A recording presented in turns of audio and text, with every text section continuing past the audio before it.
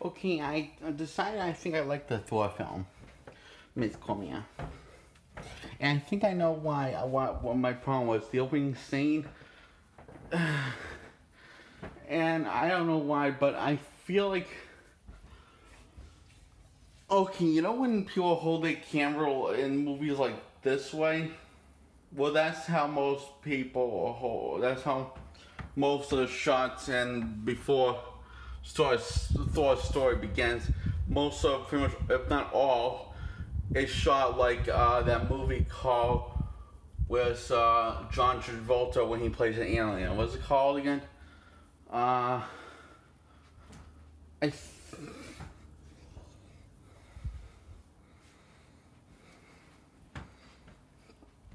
and he enslaved the human race, part of the human race,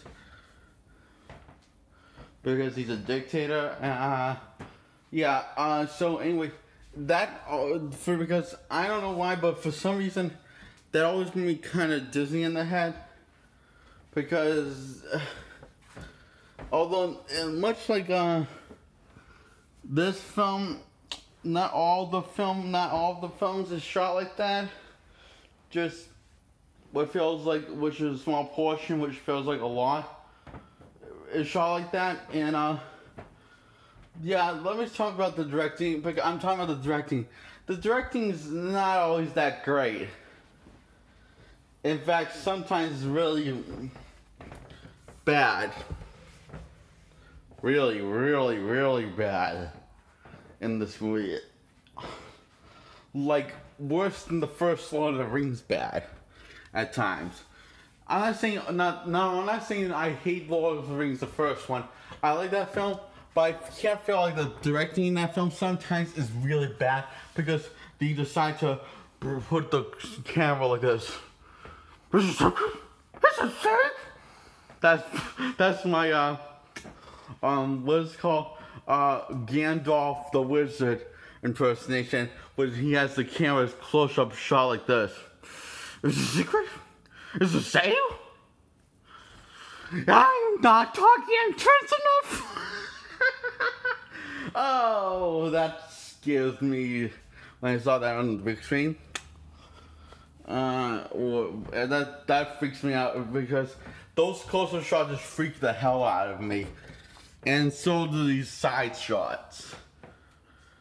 Freak the hell out of me a little bit because it gives me an impersonation that this film might not be that well. Might not digest well with my head. But this does, and this is the reason why I said I hate film, because of this shot that I felt like was used a little too much in the opening scene, and I just started to forget. Oh, that's not the only shot they use. They use all the shots. They use wide shot for the actions, and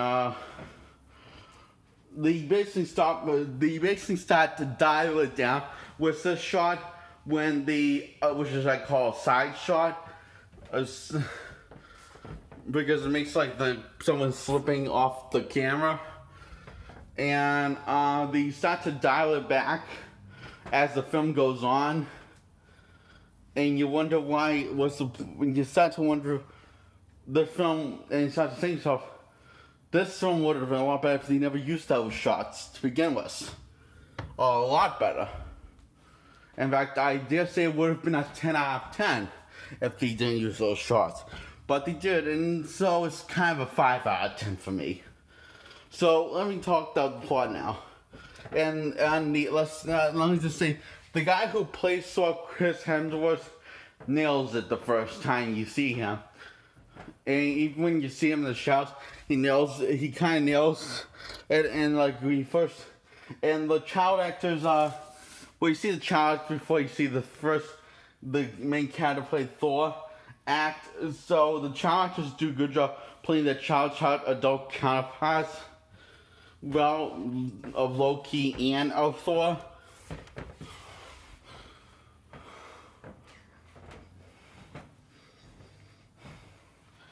And another character trait that you will see more explored in the Thor trilogy later and later on as the films goes on. Every time Thor makes an appearance, is that Thor's kind of a dumbass. From the beginning, you feel like okay, he has a hard goal, but he's not all that with it, is he? No, and in fact, I think that's another problem that I might have with this film.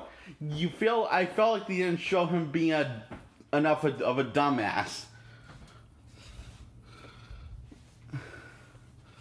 in this film. And also, yes, he is a dumbass in the comics.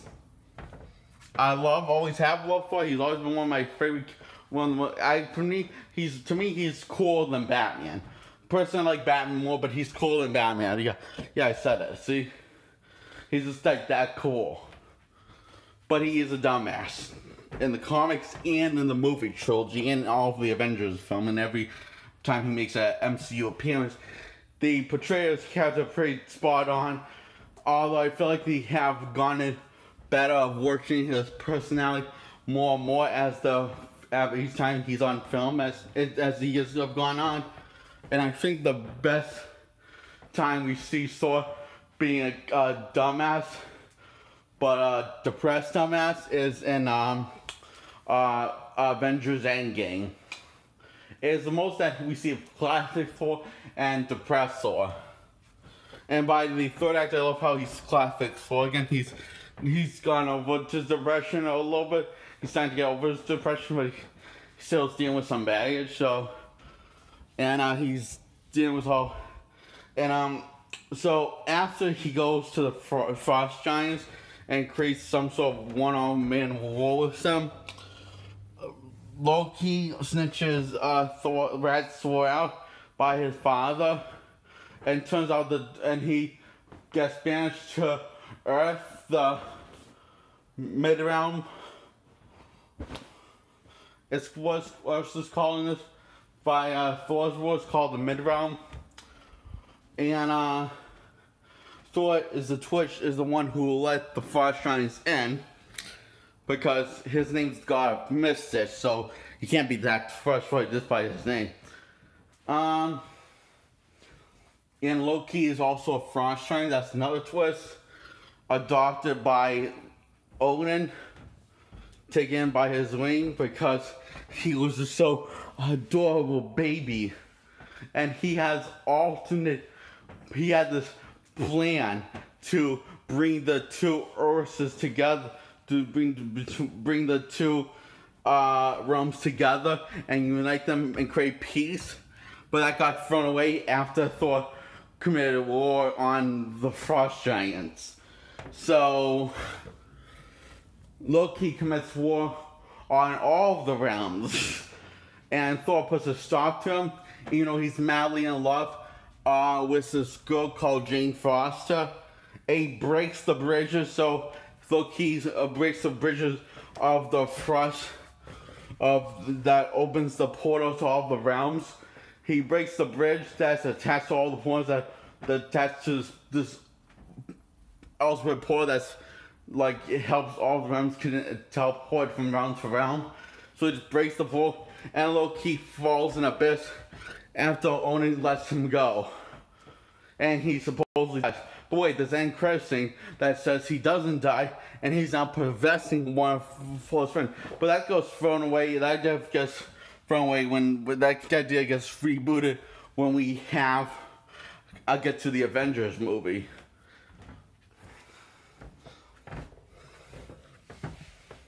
My favorite part in this scene is when Thor learns what it means to be a hero. Is when he is handed a weapon by his friends, but he puts the weapons down and walks right up to Loki and apologizes, and it tells him just end his life, but spare the innocents, because he realizes it's all his fault. So, and this grants him his powers back, and he's now able to lift Mjolnir. It's a very emotional scene, truly what makes the film shine. That scene alone.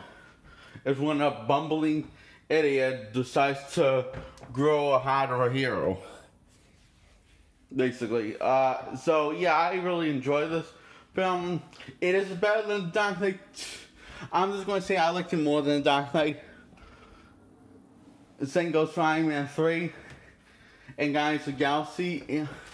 You know, I give the Dark Knight a 5 out of 10, but I like this more than the Dark Knight because the Dark Knight opened this kind of bored me. You know, until they showed the Joker until they showed the Joker, they just bored me. There was no tension build up, you know? I'm seeing robbers, which is really intense movie, play robber bang. Oh, it's the Joker's man. Oh, now it's intense. Now I got my attention. Well, why does it start with showing the Joker and then show Joker's men robbing the bank? So we know what's at stake, and therefore it draws us more into the movie. So I'm so obsessed over the Dark Knight. I'm so obsessively over the Dark Knight movie from 2008. Right? Because that film made more of an impact than this film, but this film gets less love. And that pisses me off a lot. So yeah, 5 out of 10 this gets. Me average. It would have gone a 10 out of 10 if they didn't use any of these side shots. When they make the character look from like close-up side shots, you know. I can't remember what was that John Travolta when he plays an alien game movie. I'm a little tired, so that's all I got. That's the best I can do. Bye.